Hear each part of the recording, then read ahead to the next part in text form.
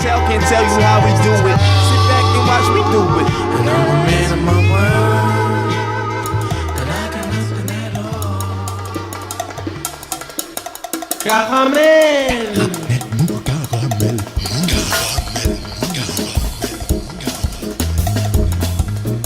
Caramel.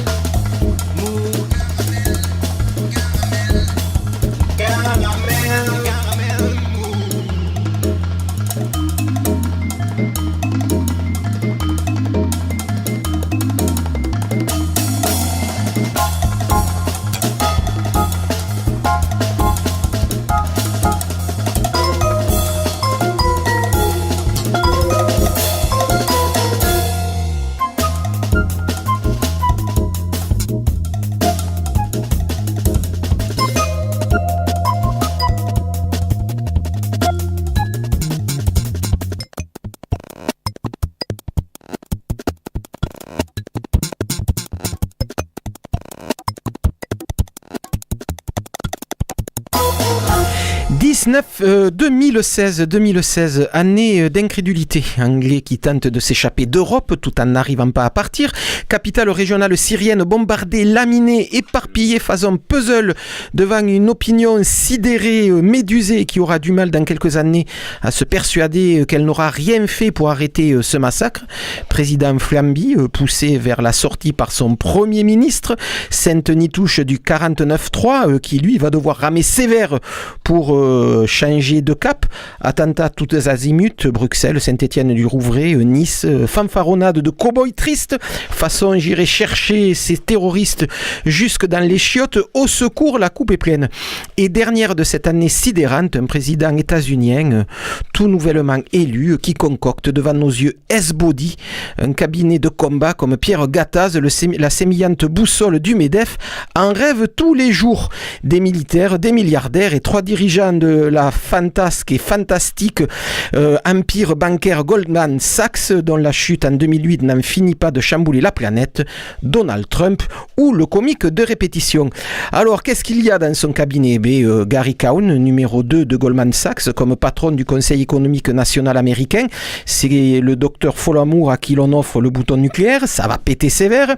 Le patron d'ExxonMobil, le copain de Poutine, comme ministre d'affaires qui lui sont complètement étrangères. Un climato-sceptique à la tête de l'Agence pour l'environnement. Le patron de CKE, une immonde chaîne de restaurants américains qui s'oppose dans ses restaurants à payer ses employés plus que le minimum légal, comme ministre du Travail, bien entendu. Un spécialiste du rachat d'entreprises en faillite avant dépeçage en règle, comme ministre du Commerce. Un ancien trader proche de Goldman Sachs, j'y reviens encore, comme secrétaire au Trésor, un peu comme si les Rapetou avaient un accès direct à la piscine de Picsou. Un anti-IVG à la santé, un pro-pétrole de schiste à l'énergie. Si 2016 nous avait navré, 2017 devrait nous anéantir. Et bonne fête à tous. Salut les filles, c'est Joe Kangourou pour un nouvel épisode de Caramel Mou. Le dernier de cette année 2016, du moins en direct, toujours réalisé par Jérôme. Autour de cette table, l'équipe type de Caramel Mou, une équipe de rêve. Ainsi, dans un instant, notre bon professeur Thibaut sera à ce micro pour un nouveau DVD venu de nulle part. Séquence cinéphilie décalée. Il sera suivi de la chronique Bonne Bouffe, ou pas d'ailleurs, de Perrine Crubilé. Je pense que ce soir, nous allons faire escale du côté du Rocher de la Vierge. Et puis suivront en vrac Boris Georgelin pour la page BD indispensable à ce programme. Jean-Pierre Lérac, la caution morale et artistique de cette émission, également Manu Muret, qui viendront ensemble nous parler de jazz bizarre. Et puis je recevrai Gabi Etchebarn et Alain Davos pour un spectacle qui aura lieu demain soir à la MJC Roguet. Alice Daumont, une disparue d'Argentine, une série de lettres que cette ancienne religieuse a écrit lors d'un séjour en Argentine qui dura une dizaine d'années. Ils nous diront tout à l'heure ce qu'il est advenu ensuite de cette Alice Daumont. Mais on commence tout de suite par la nouveauté de la semaine, une nouveauté extraite du nouvel album d'un vieillard de 72 ans, chapeau de feutre vissé éternellement sur la tête, voix de fossé au perché, qui continue contre vents et marées à porter cette parole simple, naïve et intemporelle. Ce monde peut être ce qu'il est. Cela ne doit pas être une raison pour renoncer à le rendre meilleur. Neil Young, car c'est de lui dont on cause. Neil Young est de retour. Nouvel album, Peace Trail. Et pour le plaisir, on écoute tout de suite un extrait de ce 37e album, Show Me. C'est caramel mou et c'est tant mieux.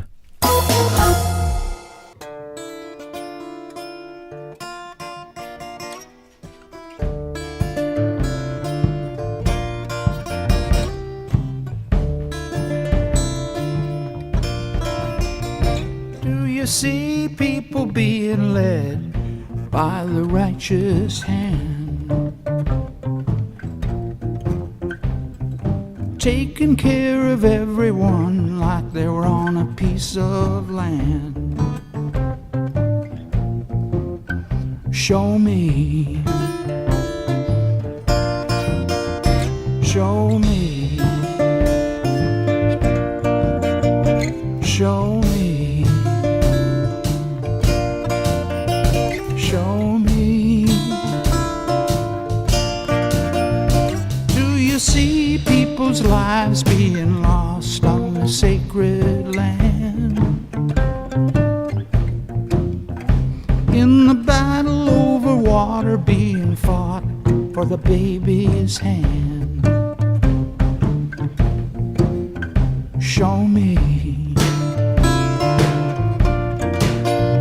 show me, show me, show me. When the women of the world are free to stand up for themselves, and the promises made stop gathering dust on the shelf. Show me, show me, show me, show me. Well, I hear you out there when you say what you have to say. I know how you feel, 'cause that's what made me this way. When heaven on earth is improved by the hand of man, and people everywhere get together and join their hands. Show me, show me, show me, show me, show me.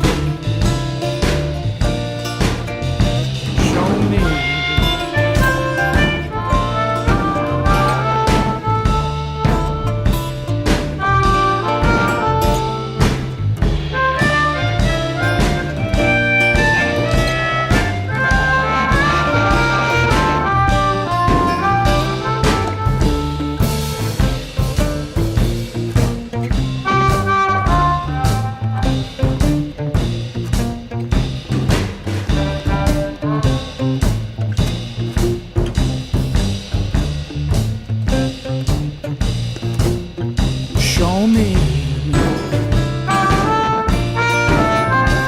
show me,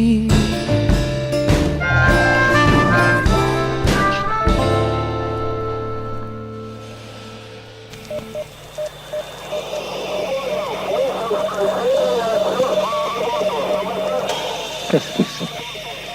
Caramel mou. Et ça, qu'est-ce que c'est? Cette voix dont l'accent triomphant perce à travers le grésillement de la radio. C'est Joe Congo ou pardon? Notre bon professeur Thibault étant sans doute bloqué dans un bouchon autour de la rocade, nous allons commencer directement avec ce spectacle Alice Domon, une disparue d'Argentine, correspondance montée par la compagnie La Part Manquante, qui sera visible demain soir à la MJC Roguet. Et avec moi pour parler de ce spectacle, Gabi Etchebarn, bonsoir. Bonsoir. Et Alain Dafos, qui est le metteur en scène de ce spectacle qui est un peu particulier. Bonsoir. Une suite de lectures de lettres, donc écrites par cette Alice Domon qui a vécu une petite dizaine d'années en Argentine avant d'avoir une fin assez tragique. Vous y reviendrez tout à l'heure. Gabi Etchebarn, vous pouvez nous raconter un peu l'histoire de cette Argentine?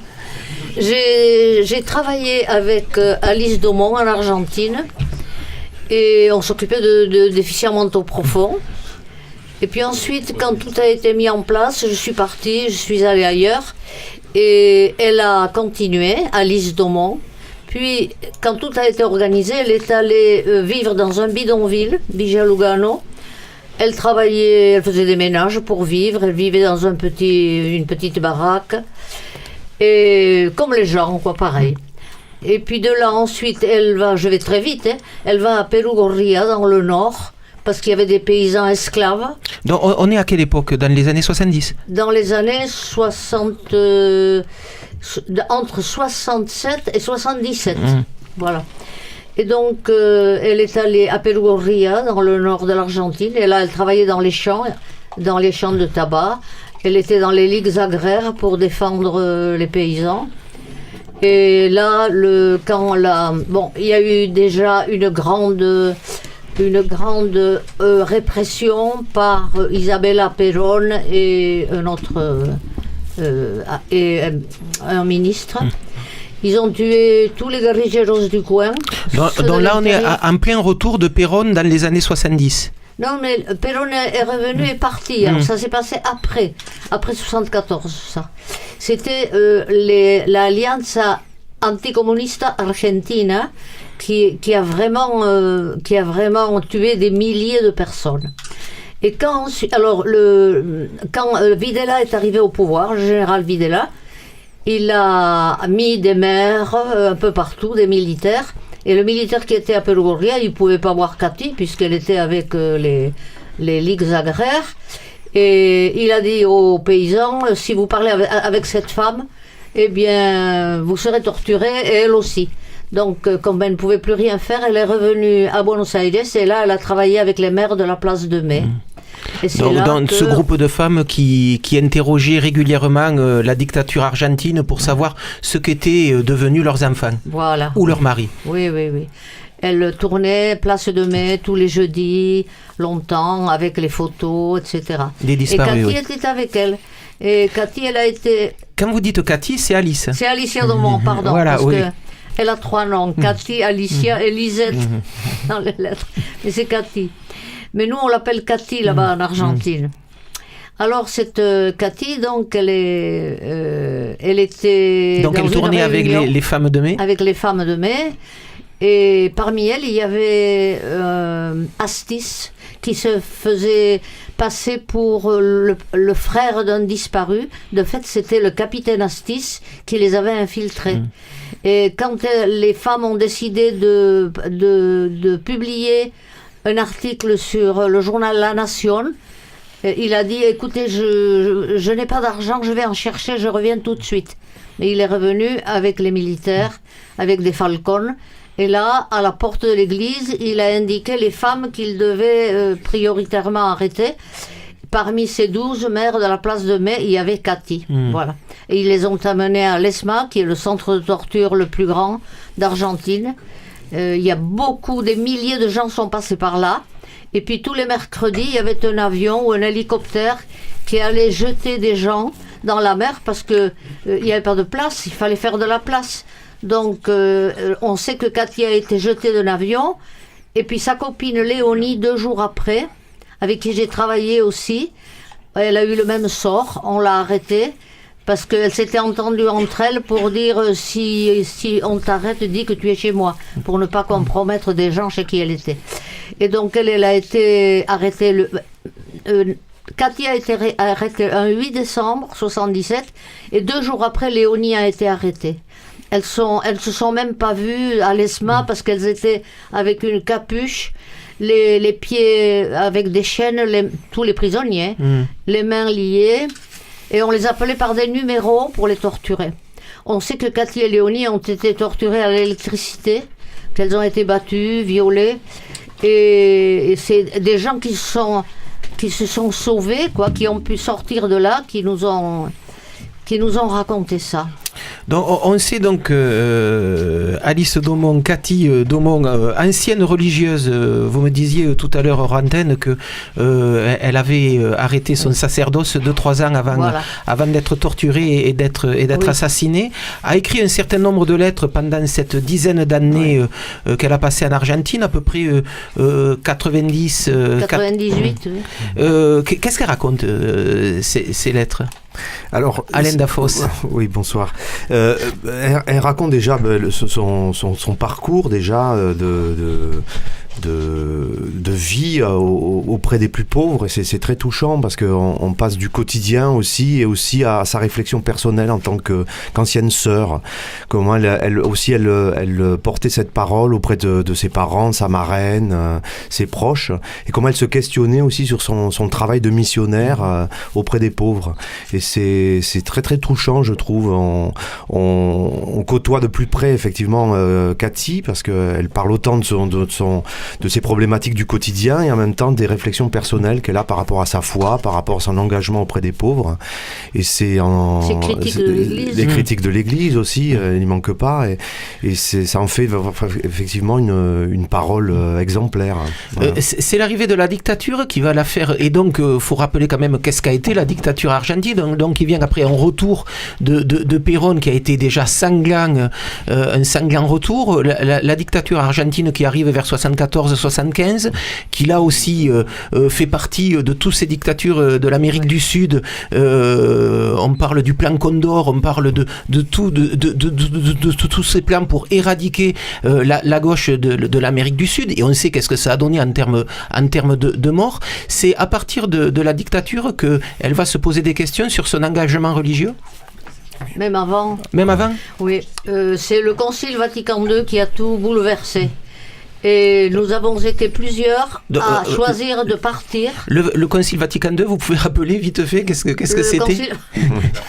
C'est une réunion générale, oui, non, mais de l'Église. Le Concile, oui, mais qu'est-ce qui s'était dit? Avec Jean XXIII, et on disait qu'il fallait, si on voulait être chrétien, il fallait être du côté des pauvres, vivre avec eux, et que si on voulait trouver Dieu, il fallait aller voir les pauvres, sinon on ne le trouvait pas. Voilà, en résumé, c'est ça. Et c'est à partir du moment où l'Église argentine n'était plus sur ces théories-là qu'elle se pose la question d'un arrêt de son sacerdoce. Voilà, alors, donc on a été une douzaine à sortir cette année-là, et parce qu'on voulait aucun appui, on voulait être comme tout le monde, travailler pour gagner sa vie. Et elle, surtout, elle ne voulait pas avoir une protection, elle voulait être exactement comme les gens qui étaient menacés. Et les militaires ont dit d'ailleurs, qui va s'occuper d'une défroquée? Personne. Manque de peau, tout le monde en parle. Alain Dafosse, vous avez voulu en faire quoi de cette lecture? C'est vrai qu'on est au-delà simplement de la lecture de texte. Oui, c'est une mise en espace, une lecture spectacle, on peut la définir comme ça, c'est-à-dire on a fait un montage en fait des lettres qu'Alice a adressé à ses parents, et on a essayé de retracer le parcours de vie avec les traces qu'on avait des lettres, avec un partenaire qui s'appelle Jean-Stéphane, qui est comédien comme moi, dont nous lisons tous les deux des lettres, et ces lettres sont ponctuées aussi par des moments de danse et d'acrobatie aussi, puisqu'on a à côté avec nous sur cette lecture deux danseuses, Géraldine Borghi et Florencia Buzzo, et aussi une chanteuse argentine qui nous accompagne, Alumine Guerrero, qui a écrit aussi des chansons spécifiquement pour la lecture. Donc il y a une alternance de lecture et de moments de danse pour raconter aussi, sous la forme artistique aussi, ce parcours de vie d'Alice Daumont.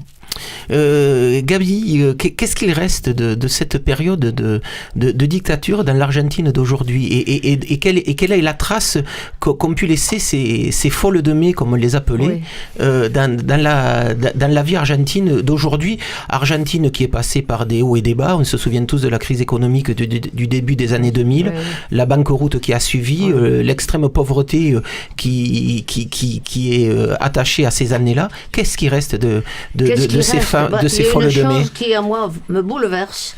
Il y a eu 30 000 disparus en Argentine. Ils ont massacré pratiquement toute la jeunesse. Sur les murs d'un jardin du souvenir, il y a souvent, on voit une telle, 23 ans, embarazada, c'est-à-dire enceinte. Il y en a. Alors, en prison, on prenait les enfants, les bébés, et on les donnait à des militaires ou à des gens qui étaient en mal d'enfants. Bon, qu'est-ce qui reste ? Et proches du pouvoir.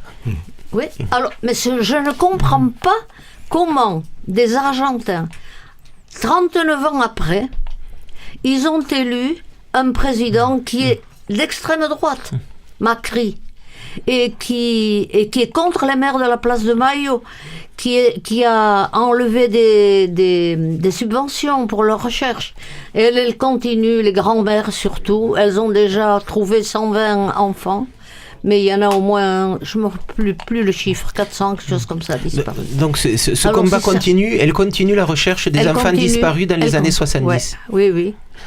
Bon, écoutez, on va peut-être en rester là pour ce soir. Simplement rappeler que cette histoire quand même assez dramatique, portée par la figure d'Alice Domon, donc religieuse défroquée au milieu des années 70 et qui raconte son passage dans des communautés agraires du nord de l'Argentine. On pourra écouter ce témoignage-là sous forme de lecture de lettres demain soir, donc dans ce spectacle Alice Domon, une disparue d'Argentine, que l'on pourra voir à la MJC Roguet. À partir de quelle heure, Alain Dafros ? C'est à 20h30 et c'est, pour préciser, c'est à l'espace Roguet Saint-Cyprien, voilà, au 9 rue de Gascogne à Toulouse. Voilà. Eh bien, écoutez, merci beaucoup de ce passage express dans cette émission.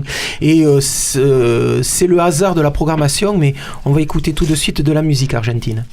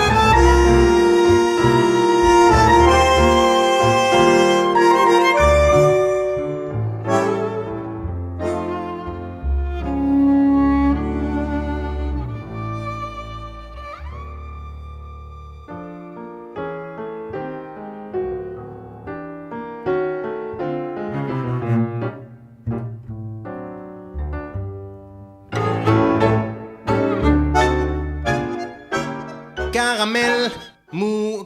Ce soir, sur la place, grande séance de cinéma avec le célèbre et audacieux Jim Parker et son cheval Dixie, de l'aventure et des galopades dramatiques avec les cavaliers du Far West.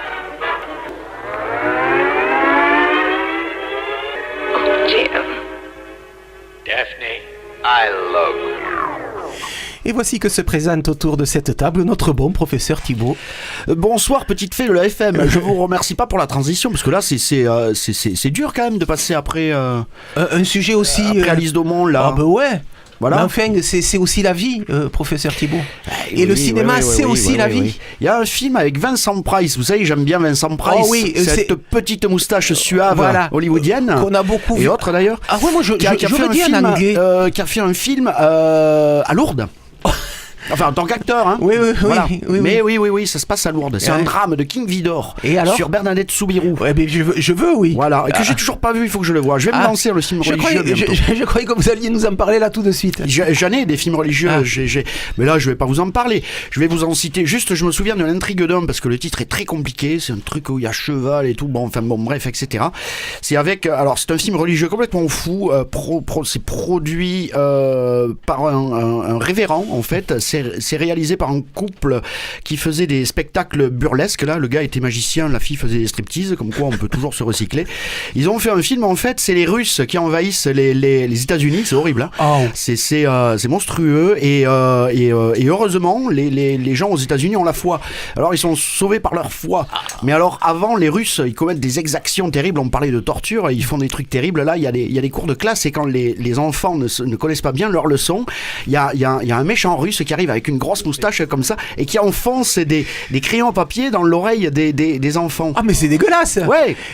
Mais c'est formidable. Et c'est quoi le titre de ce film? Je sais plus. Je vous ferai un truc. Je vous ferai un truc là-dessus. Bon, il y a plein de films religieux comme ça. Donc vous êtes en train de nous expliquer que cette longue digression vous amène à la chronique du jour. Oui. Alors qu'aujourd'hui on n'a pas de place. Voilà. Et alors c'était une petite digression et tout. Donc je vais vous parler d'un truc qu'on passe ce soir à la Cinémathèque dans le cadre des séances extrême cinéma et finalement qui est pas si intéressant que ça. Qui est pas si inintéressant. Oui, mais c'est c'est bien sûr qui est pas si inintéressant que ça et pourtant c'était parti justement, c'est ce que je voulais dire. Je m'étais dit il faut chercher un titre un peu fédérateur comme ça. On va partir sur un truc un peu badaboum et tout. Et voilà. Alors Conan le barbare. Alors, voilà, comme quoi ça marche. Hein. De John Milius. Exactement. Alors ça interpelle un peu tout le monde. Et j'étais parti un peu. Pas esprit de Noël, mais presque. Vous voyez. Moi, je trouvais que ça sentait bon le feu de cheminée, les pantoufles. Voilà, on va être bien. On va regarder Conan, ça va être cool. Ouais. C'est Schwarzy, il était jeune, il était beau. Ouais. Il sentait bon le sable chaud. Et puis finalement, en fait, j'ai vu le film. Donc en fait, il y a pas longtemps. Je l'avais vu à l'époque. Je l'ai programmé là il y a pas longtemps et je l'ai vu bien évidemment avant la séance de ce soir parce que je dois en dire quelques mots. Et alors finalement j'ai été super étonné parce que alors il faut savoir que c'est une grosse prod quand même à l'époque. À l'époque oui. Que c'est un certain John Milius comme vous l'avez dit qui s'en occupe, qui est une espèce un peu de vilain petit canard de cette génération années 70 parce qu'il faut pas oublier que John Milius fait partie de ce giron un peu Spielberg, George Lucas, Martin Scorsese, William Friedkin, Coppola aussi. Coppola, etc. Justement je vais y venir. Et voilà, parce qu'il a traficoté avec Coppola. Je vais y venir à Coppola. Et c'est un peu le vilain petit canard de tout ça. Alors, moi j'adore, il y a un truc que j'adore, c'est John Milius quand il parle d'Apocalypse Now. Parce qu'il a écrit Apocalypse Now. Faut pas oublier que c'est lui qui a écrit Apocalypse Now, qu'il a adapté donc le roman de Conrad.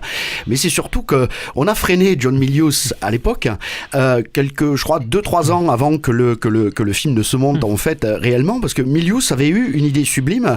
Il avait dit à Coppola, écoute, ce qu'on fait, on prend des caméras 16 mm et on va avec les soldats dans les rizières et on va filmer tout ça et on va voir ce qui se passe et tout, et après on montera le film et on va mélanger les acteurs et tout, vous allez voir, ça va être super. Donc bien évidemment et heureusement ça ne s'est pas fait parce que le garçon qu'on était quand même en pleine guerre du Vietnam, hein. Le garçon était parti un peu loin, et c'est quelqu'un donc qui a une carrière de réalisateur, mais une petite carrière de réalisateur, qui a fait un film d'ailleurs que vous adorez, Wednesday, qui s'appelle s'appelle Big Wednesday, qui est donc un film sur le surf. Ah ouais. C'est très bizarre Magnifique. parce que ça c'est en 78. En 82, il va faire ce fameux Conan le barbare, et en 84, alors il va faire une espèce d'abomination comme ça que j'ai revu aussi il y a pas longtemps et qui est toujours une abomination, qui s'appelle L'Aube rouge. Et voilà. Voilà. Et alors, on revient à votre film de tout à l'heure. Et alors tout à fait, comme quoi tout se recoupe. Les Russes envahissent les États-Unis. Voilà, les Russes envahissent les États-Unis à nouveau, mais là on est en 1984 et heureusement de jeunes Américains résistent.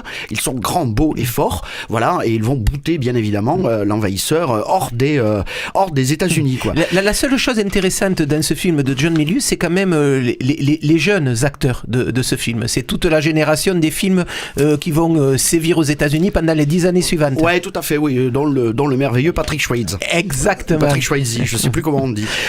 Pour parler de John Milius et du surf, il faut quand même rappeler que c'est lui qui est à l'origine aussi de la scène de surf d'Apocalypse Now. Tout à fait, exactement. Et c'est aussi lui qui est à l'origine aussi. Vous vous rappelez cette petite histoire dans Les Dents de la Mer, quand Quint, à bord de son bateau, la raconte cette terrible histoire des gens mangés par les requins parce qu'ils transportaient la bombe et tout, etc., etc. Ça, c'est John Milius, par exemple, qui l'a écrit. Il a sévi comme ça un petit peu à Hollywood. C'est un mec qui navigue. Il était assez dérangé, oui. C'est très ambigu. C'est un personnage très très ambigu qui est très très, on va dire, guerrier entre guillemets. Et donc c'est à lui que va échoir de réaliser Conan le barbare, alors qui est un vieux projet, hein, qui est un projet qui date de 75, qui a été proposé à des dizaines et des dizaines de réalisateurs, même à Ridley Scott à une époque. On va lui proposer, juste après Alien, on va lui proposer de réaliser Conan le barbare. Finalement, c'est John Milius qui va le faire. Son premier choix, c'est Arnold Schwarzenegger. Tout est déjà choisi et tout, etc. Et en gros, j'ai rien à dire sur le tournage du film, si ce n'est qu'après, on se retrouve en fait, effectivement, avec un film qui a un budget énorme pour l'époque, puisque ça a coûté 20 millions de dollars. C'est pas un film de studio, c'est un indépendant qui produit, qui s'appelle Dino De Laurentiis, mais qui fait produire par des studios. Là, c'est assez marrant parce que le film va être remonté, parce qu'il va y avoir quelques petits soucis, évidemment, d'excès de violence. Et ce qu'il faut savoir, c'est qu'un distributeur a le pouvoir de dire à un moment donné, non, là, les gars, non, là, vous êtes allés trop loin, donc du coup, vous me rabaissez ça, et tout, etc. Alors, on peut dire que c'est un film, je vais pas résumer l'intrigue, hein, parce qu'il n'y en a pas trop, hein. Et puis, il y a de road movie dans les déserts où on coupe des bras, des mains, des jambes, etc. Les gens se transforment en serpents. Il y a quelques filles à poil. Moi, je trouve ça super. Voilà. On a, ce qui est intéressant après, c'est cette époque, en fait, et cette époque en fait où on a une alternative, parce qu'en fait il faut savoir que Conan le barbare ne peut pas exister sans Star Wars. Pourquoi ? Parce que Star Wars, les studios, qu'est-ce qu'ils pensent ? Star Wars, c'est les aventures épiques, c'est quelque chose d'épique et tout, etc., etc. Conan, Star Wars, pour un exécutif de studio, en fait c'est pareil. Donc il y a quelqu'un qui va emmener ce projet Conan et le gars va dire hey, c'est une aventure épique, hey, de l'heroic fantasy et tout, hey, t'as vu Star Wars ? C'est jouable, etc. On va faire de l'argent. Donc en fait le film se monte, sauf que là on n'a pas affaire à une mièvrerie entre guillemets, on a affaire quand même à un film adulte. Alors c'est vrai que côté psychologie, on est face à des blocs de pierre, c'est un peu monolithique comme ça, mais de temps en temps, ça fait pas de mal. Oui. Hein, on ira voir un Eric Romer ou un ou un Truffaut, on le verra après. Il y a peut-être que du côté idéologique que de temps en temps ça pêche. Ben alors justement, alors là c'est moi je suis pas d'accord tellement avec ça parce que je trouve que c'est une bonne adaptation finalement de l'œuvre des nouvelles et des romans de Robert Howard. Il y a ce côté comme ça un peu brutal. Moi j'y vois pas d'idéologie bizarroïde ou etc. Oh ben non, c'est jamais que la force individuelle moi, j'ai trouvé qui a servi le peuple. Et je regardais, je me suis marré cet après-midi sur internet parce que Conan le barbare est souvent par exemple comparé à l'œuvre de Richard Wagner. Alors, vous voyez, elle a chevauché les Valkyries, etc. Alors bon, je suis pas arrivé au bout de l'article. Alors, on parle aussi de la représentation du surhomme nietzschéen. Mais je vous jure, hein. Mais là, je suis presque d'accord. Oui, mais parce qu'il y a surhomme Nietzsche, alors de suite, tout le monde, Schwarzy et tout, etc. Donc, alors, tout ça, c'est un peu des conneries, mais c'est quand même vachement bien quelque part. C'est-à-dire que Conan, en fait, a suscité plein de choses, que c'est devenu finalement un film un petit peu culte, et que c'est bon de se rappeler que Hollywood pouvait procurer donc à l'époque une alternative. Alors bien sûr on est dans le gros entertainment, mais entre Star Wars et Conan, voilà, chose qui malheureusement aujourd'hui a tendance à disparaître. disparaître. Et à ne pas oublier aussi, pour les gens qui diraient que John Milius, comme ça, est une espèce de guerrier proche d'idées de droite, ce qu'il est certainement, mais il faut pas oublier que c'est lui qui a lancé la série Rome, et que c'est lui qui a conçu cette série, et que cette série est quand même un grand démontage de tout le système capitaliste auquel on a affaire aujourd'hui, voilà. Et comme quoi, il y a eu que 2 saisons, hein, comme quoi, c'est pas si étonnant que ça. Donc voilà, Rome, allez-y. Non, le barbare, Rome, regardez-le à la télé, oui, et Conan le barbare, allez-y. Ah oui, il faut y aller, oui, c'est ce soir, 21h à la Cinémathèque, voilà. Dernier détail avant que vous redonniez toutes ces informations, un des compagnons de Schwarzenegger, donc de Conan le barbare, n'est autre que le champion de l'époque de surf, Jerry Lopez. Oui, tout à fait. Et qui... Mais là, il fait pas de surf. Non. On est dans le désert. Ben oui. Mais par contre, pas de mer. Mais à cette époque-là, c'était un très fort. Donc Conan le barbare de John Milius ce soir à la Cinémathèque à partir de 21h. Alors c'est en version originale, hein. Ce sera la vraie voix de Schwarzy. Mais sous-titré. Voilà. Hein. Oui, avec même un double sous-titrage. Si mes souvenirs sont bons, ce sera aussi sous-titré en japonais. Allemand. Non, formidable. En français et allemand. Voilà. Ça va être chouette. Une dernière anecdote. Oh oui. Hein, alors moi celle-là je l'aime beaucoup. C'était Schwarzy, il était tellement musclé, mais super musclé, qu'il a été obligé de se faire maigrir les seins pour jouer Conan, parce qu'il n'arrivait pas à tenir son épée des 2 bras. C'est fou ça. Il n'y a que vous pour raconter des trucs pareils. C'est dingue. Et c'est pour ça qu'on vous aime, professeur Thibault. On se voit l'année prochaine. Oui, il y a des chances. Oui, l'année prochaine. En 2017, on devrait bien arriver à vous coller devant ce micro. Je ferai un truc sur les films religieux, si vous voulez. Une petite série, ça serait pas mal. Mais y a pas. Oui, c'est possible. En attendant, bonne fête. Merci beaucoup, vous aussi. Et le tombeau véritable du vrai Napoléon, je t'y conduirai. Napoléon mon cul m'intéresse pas du tout ce pamphlet avec son chapeau à la con. Mais qu'est-ce qui t'intéresse alors? Caramel.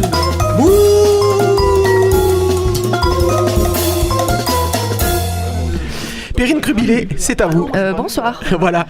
Et alors là, je peux vous dire que ils ont pas encore arrêté de parler. Il y a la lampe rouge. C'est comme si on était dans un salon. C'est d'ailleurs un salon. Disons-nous que nous sommes au XVIIIe siècle et nous faisons un salon. Alors Perrine, de quoi parlons-nous ce soir? Quelles ont été vos agapes de la semaine? Écoutez, de la journée, j'ai fait très fort. J'ai tout fait en une journée. Ouh. Alors on pourrait dire que j'ai bachoté, voire que je faillote pour me faire pardonner mon abandon de vendredi dernier au profit d'une virée gourmande entre copines à 7. Bon. De 5 à 7, ouais.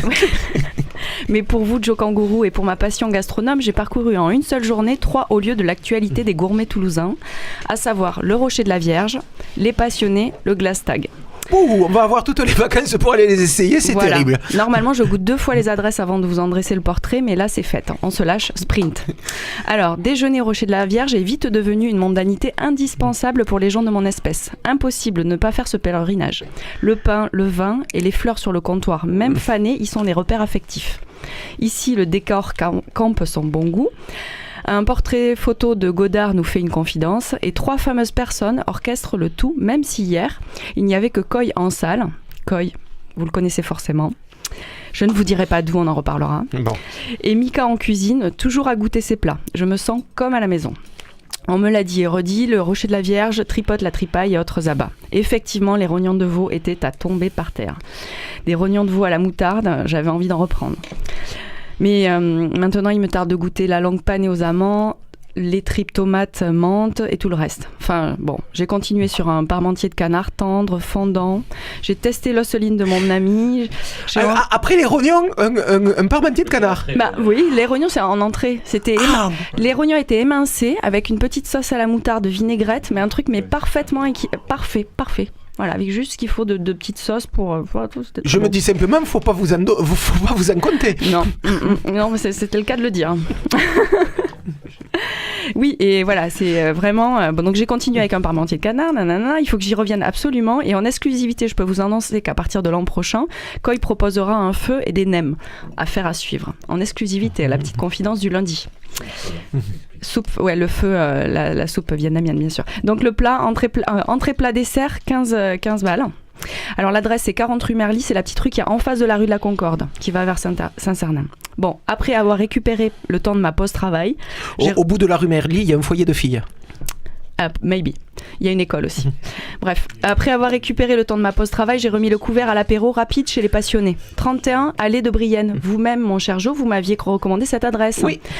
Alors, nous avons picoré 2 verres de vin nature et bio de chez Laurence et Rémi Dufêtre. Un régal de brouillis. En sirotant quelques fromages de chez les Deux Chavannes. Alors, j'en profite parce que j'adore ce fromager. À chaque fois que je goûte leur fromage, je me dis, mais c'est vraiment top, quoi. Il faut arrêter de... Betty, Xavier, tout ça, là. Il faut faire les Deux Chavannes, on les trouve chez AVH, au Carme, au Pont des Demoiselles, on n'a vraiment pas plein d'opportunités de goûter leur fromage et il faut le faire. Donc ça c'était pour le goûter. Ça c'était pour le goûter, donc les passionnés c'est vraiment 3 associés, un chef en cuisine, un sommelier, un gestionnaire, quelques bonnes adresses au compteur pour l'expérience, ce qui leur permet de proposer aujourd'hui un endroit très sympa avec une cave et un resto.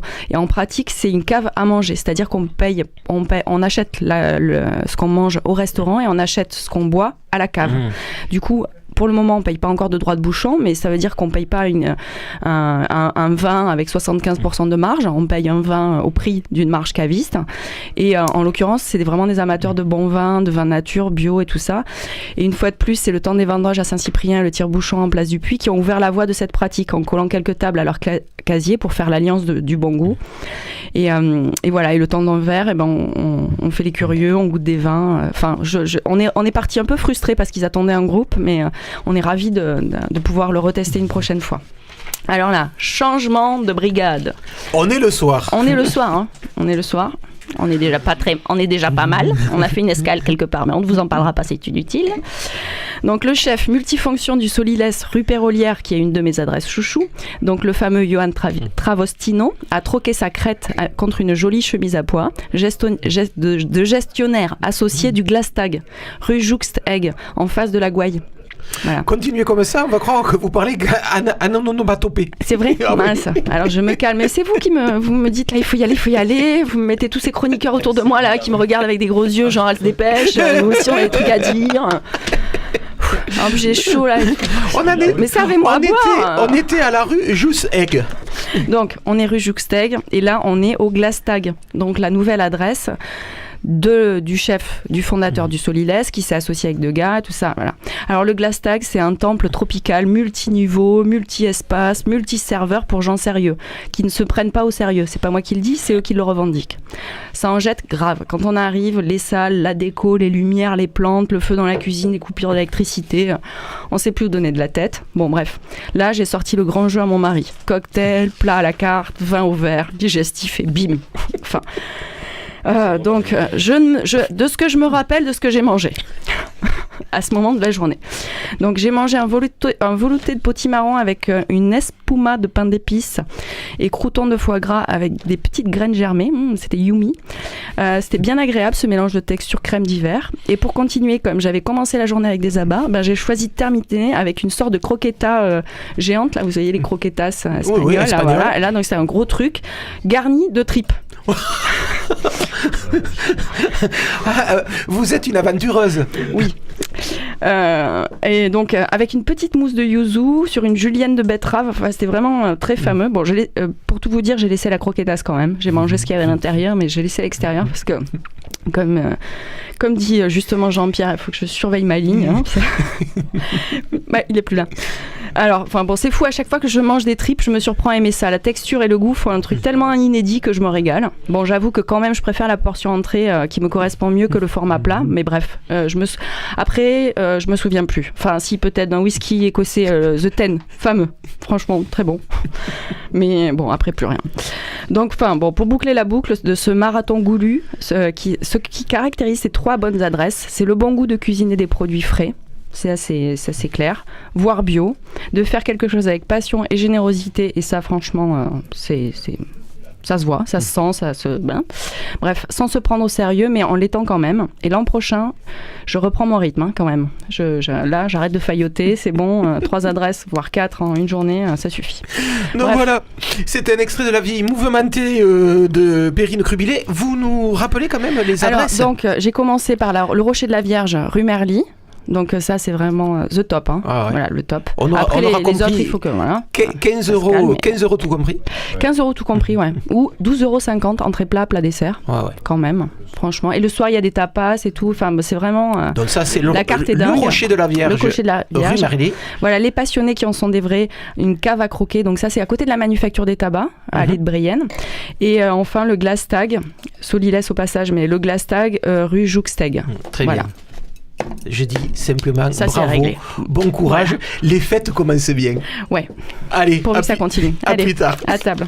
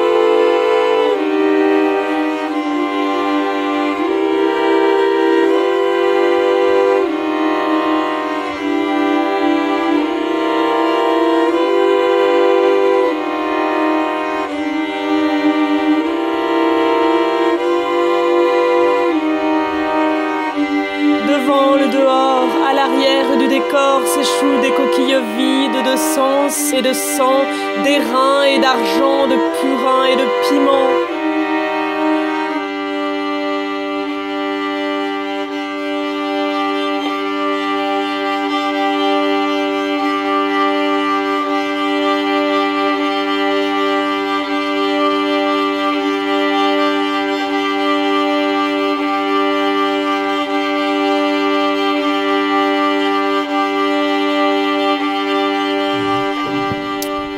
Voilà, on vient d'écouter Lucie Laric, extrait d'un album solo que cette violoniste toulousaine a sorti il y a 2 ans.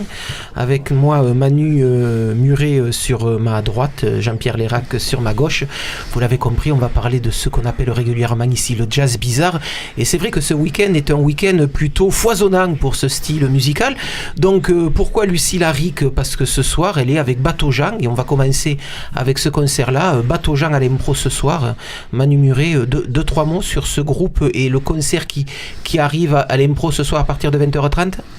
Ouais, avec plaisir. Et merci encore pour votre invitation et bonjour. Bateau Jean, c'est un quartet composé donc de Lucie Laric qu'on vient d'entendre à l'instant, donc qui est au violon, qui chante pas sur ce projet-là.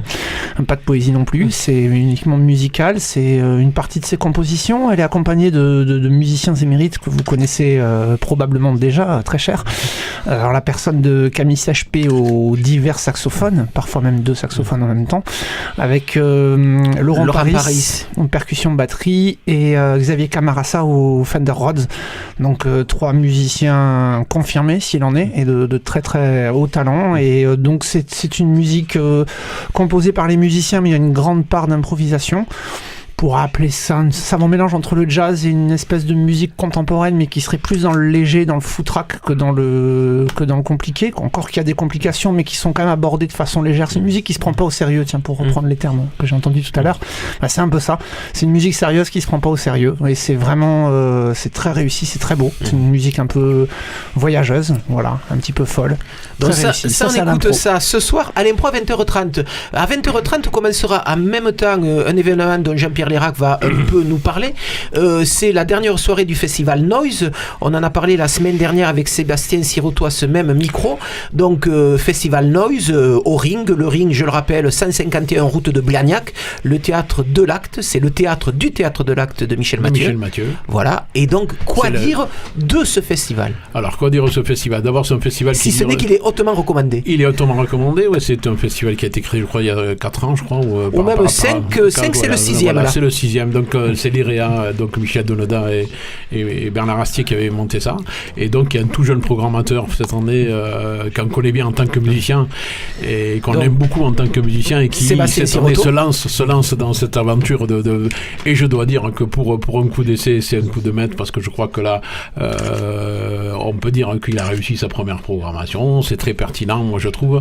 Je n'ai pas pu aller à la soirée d'hier soir et j'ai eu quelques retours qui étaient plus que positif. Donc je peux parler un petit peu de ce qui va se passer ce soir parce que juste un mot sur le choix de Noise sur lequel quand même on peut quand même ça m'interpelle un petit peu.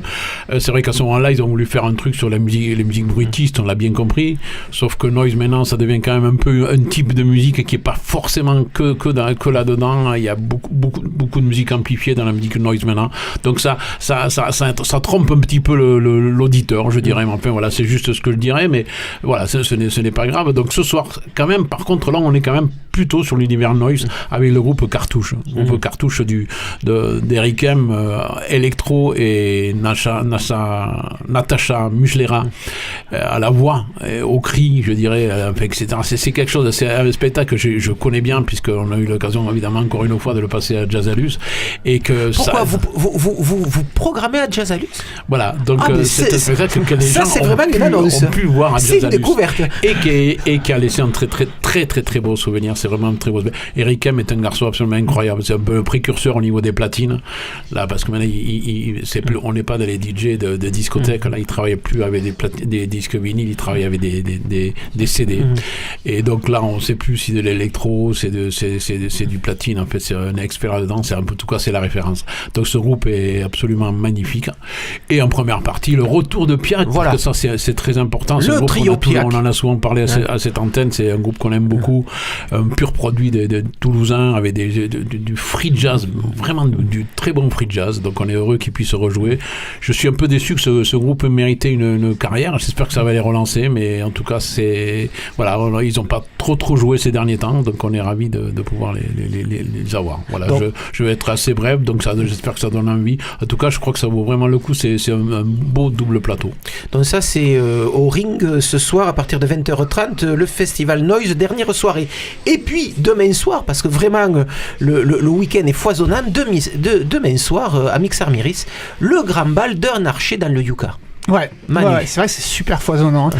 Où on retrouve un petit peu des gens on vient de parler de ce soir, là, notamment BDC en Largé. On retrouve Florian Nastor qui joue dans Piak. Petite parenthèse, Piak part en tournée l'an prochain, donc le groupe se rebooste. Voilà, si ça peut te rassurer. Avec Florian, et c'est reparti. Je trouve que c'était un peu dommage. Ouais. On est d'accord. C'est vraiment un groupe magnifique. Ça a vendu. Je parle d'une soirée qui se passe en même temps, mais c'est vrai que Piak, c'est vraiment un groupe.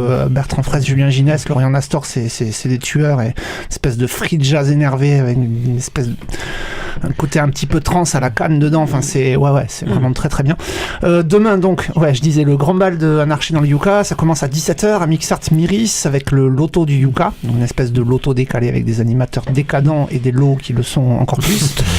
Et ensuite, la musique, ça commence à 20h15 avec BDC enlargé. Donc, on retrouve donc BDC Label, c'est ça, avec des intervenants. Dont notamment Laurent Paris, qui est ce soir dans Bateau Jean, qui sera donc demain dans BDC enlargé. Et on y retrouve aussi Guillaume Amiel au vibraphone, Guillaume Amiel de Stabatakish notamment.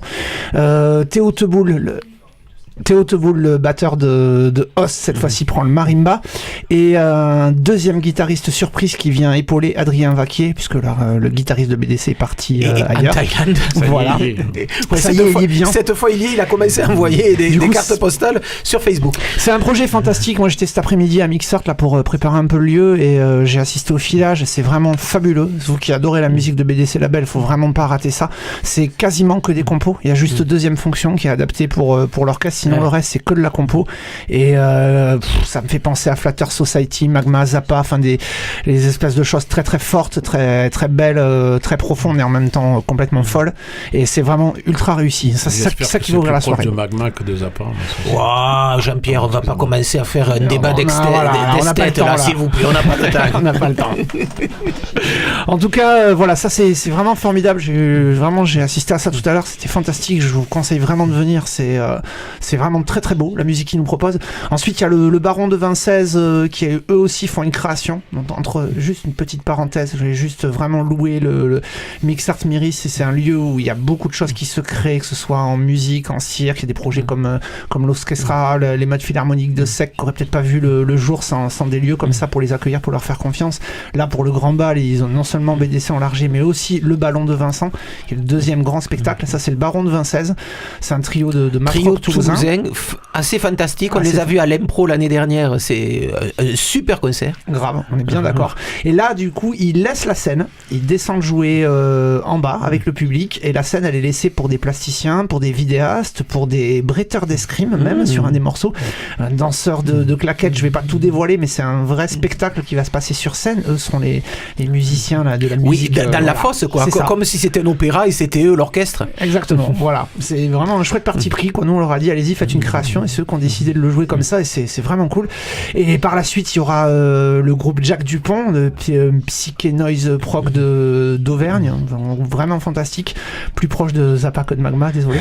Et ensuite il y aura Priapisme dont on va écouter un morceau tout à l'heure là, qui est un ensemble complètement fou de métal barré un peu à la Mr. Bungle là, qui va toucher à tous les genres mais dans le même morceau. C'est complètement fou qu'on entend derrière moi. Voilà, il y aura un duo de Ni Dieu ni Mastering qui fera les entreplateaux, et c'est Tabanard, à savoir le duo Bastien Andrieux, Pierre Paulet qui va clore la soirée. Voilà, c'est demain soir à Mixart Myris à partir de 20h et 17h pour le loto. Pour les acharnés du loto. 14h pour la journée porte ouverte de Myris et le grand marché des créateurs. Voilà, donc tout ça demain, toute la journée, c'est le grand bal d'un archer dans le Yucca. Deuxième du nom, ça va redevenir un événement assez important dans le calendrier toulousain. Et là on écoute Priapisme, dont là aussi de Clermont-Ferrand, si je me souviens bien. Donc il sera demain dans le cadre d'un archer, du grand bal d'un archer dans le Yucca à Mixart Myris, début des hostilités à partir de 20h.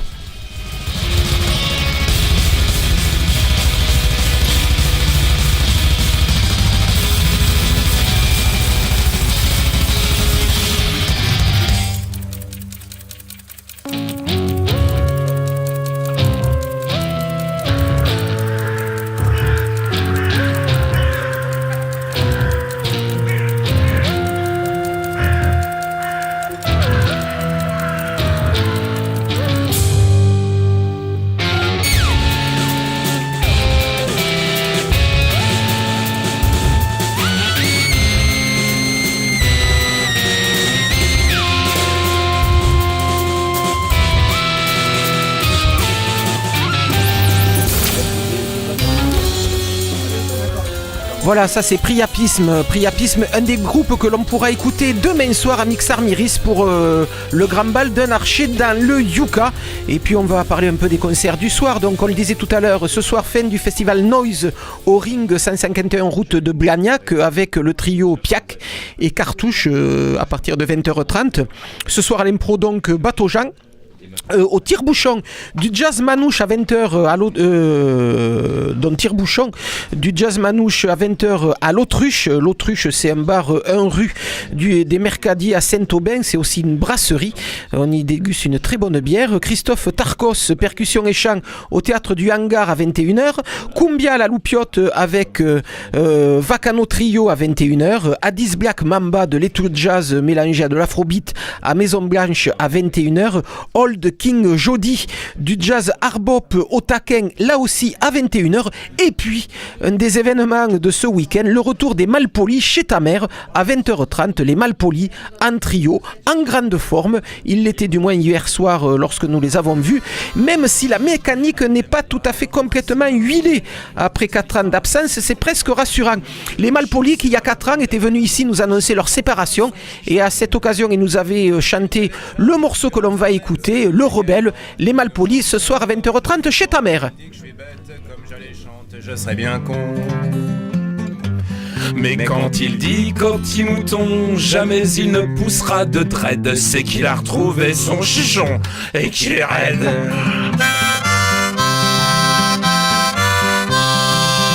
Les squats en ville, il connaît bien, vers la gare le clandestino.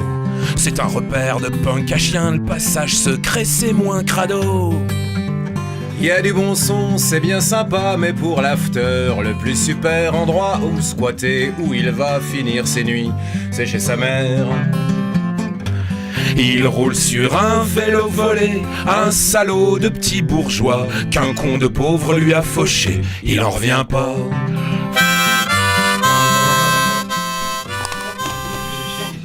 Pour lui le monde est un complot orchestré. Voilà, c'est terminé pour aujourd'hui. Caramel Mou, dernière émission de l'année. Pour la semaine prochaine, on vous concocte peut-être un retour sur les différents concerts de l'année dernière, enfin de l'année 2016. On vous passera des chroniques de concerts, également des extraits de concerts entendus l'année dernière à Toulouse. Ça pour les 2 prochaines émissions. D'ici là, eh bien, écoutez, bonne fête les filles. Salut.